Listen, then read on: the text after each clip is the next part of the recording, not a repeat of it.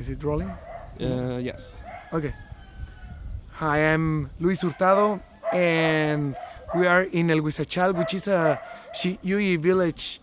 Since I'm a doctor, I'm a medical doctor, we run a little clinic. That only helps us to open the doors to share the gospel with the people around here. Personally, I think God made me for this job. I can't picture myself doing something else than what I'm doing now. 7 weeks, 3 countries, 2 cameras, 1 goal. We've set out on a journey to capture the day in, day out sights, sounds, and experiences of living and working in cross-cultural ministry today. Come with us as we meet people responding to God's call on their lives, and check out the incredible places it's taken them to.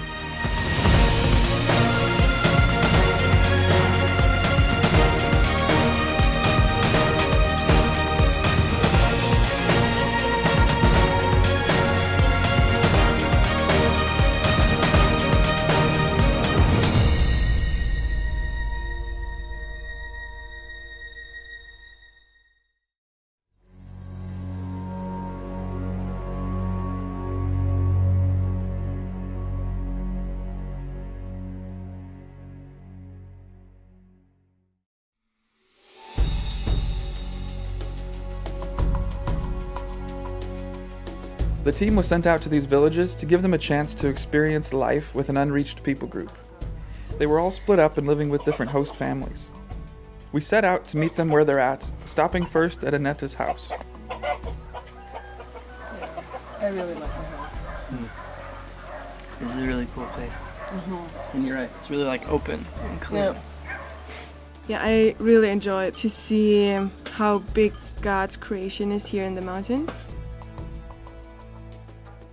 I wake up at 7 and then we're getting out to collect wood. We have a big knife, a bush knife. And then we get up the hill, and behind the hill is the forest. And then she's starting to do it like in small pieces.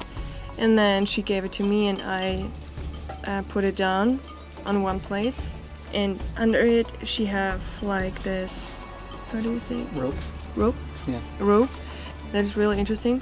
She's putting the wood behind her back, but hold it with her head. And then we're going back. That's it. What's God been teaching you the most since you've been here? I really want to be a light here. And the mother is the most time in the kitchen. That's what she likes to do. When I do my devotion and she's coming, and then I read for her the verses, she's really thankful for it, and I'm thankful that I can be like that light, what I want to be here. And it's really cool that God gives me this opportunity to be her reader, because she can't read. Yeah. So after that, we decided to go and see Ari in her house. So we end up there, and Aaron's there already, just kind of hanging out. We already made like 1,000 gorditas to send to her husband. Oh wow. Yep. You could film us doing the corn maybe. Oh yeah, maybe we'll do the corn. Or we could just do it Is for that kids. like where you wash it? No, No, you we- take it and you take all the I corn have off the blisters on my fingers from doing it. And you said this was your favorite job? Yeah, doing the corn. I think it might have become my favorite job because it was the one thing she let me do, so then it had to become my favorite job. It takes a lot of time.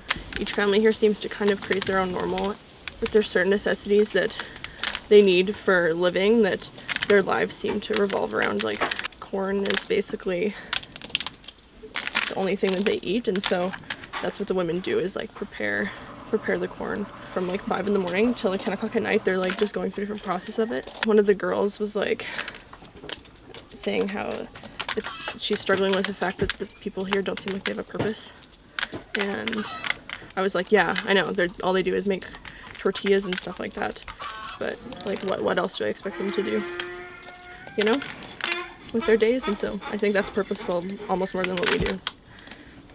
this is the first time that they've sent a group here. So no one really kind of had an idea of what it was going to be like. And well, since being in Guadalajara, we kind of got this idea that like Mexican culture was very like vibrant and always talking and hugging and wanting to know your life. And then we came here and They don't want to know our They life. don't want to. It's very quiet and people don't. They giggle a lot though. One thing that's been powerful to me while we've been here is the reminder that there are corners of the world that I know nothing about. These people have been living this way for a long time and they're comfortable with it, and this is their life. They're from a completely different culture, and we have to be the ones that are willing to learn. Buenos días. In the Xi'úi village, the way they get water is really old school. So we met with the girls to film them getting water, because that's one of the biggest challenges for the tribal people.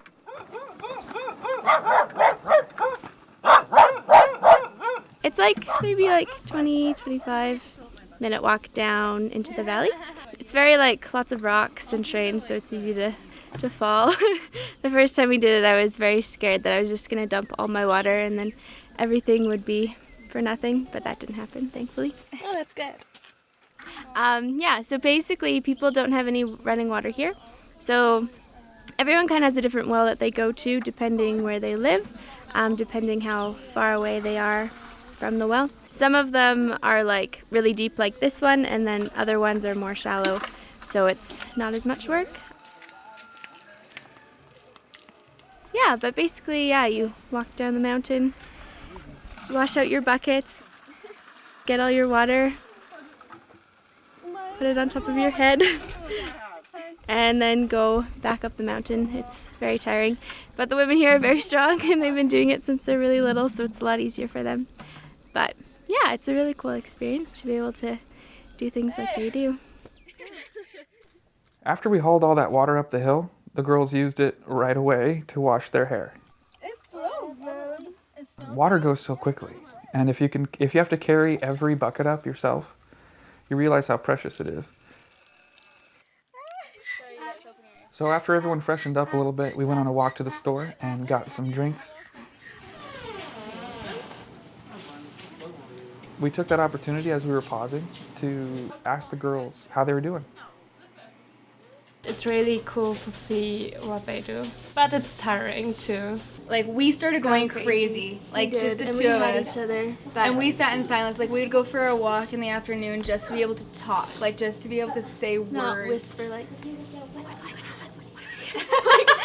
Because we literally, like, she'd make tortillas and we would sit and it's stare so at her and then awkward she would because she sit. doesn't talk, and so if we talk in normal voices, it's like you feel totally out of place.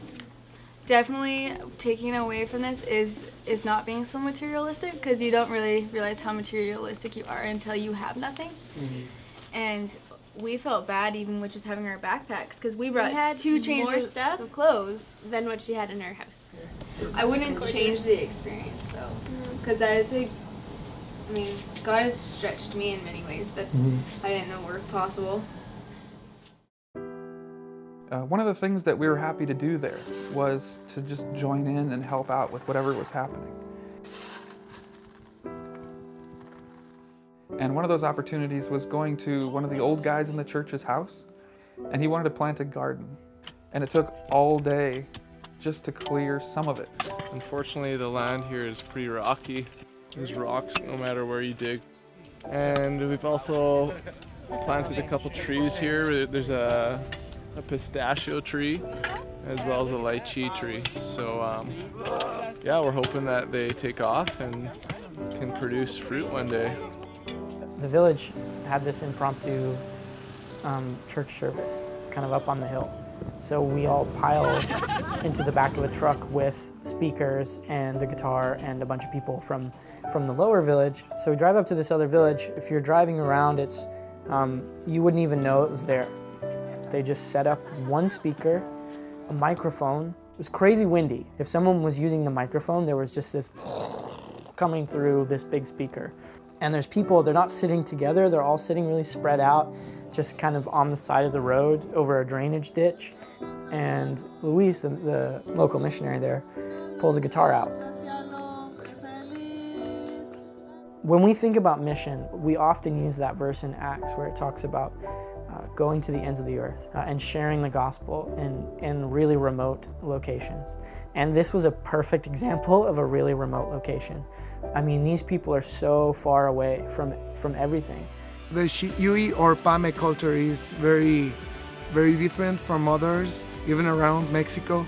It's a very simple, discreet culture. They don't trust people. They don't trust even their neighbors. Seeing them in participating in the life of a church, it's a miracle.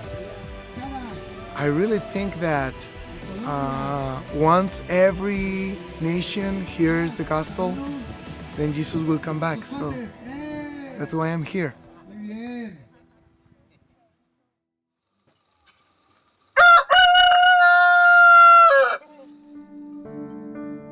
I think it was emotional for a lot of people to leave. I mean, these host families took them in and gave them the best that they had, which for us isn't very much, but when you're in that situation and you see it, it really has an impact on you.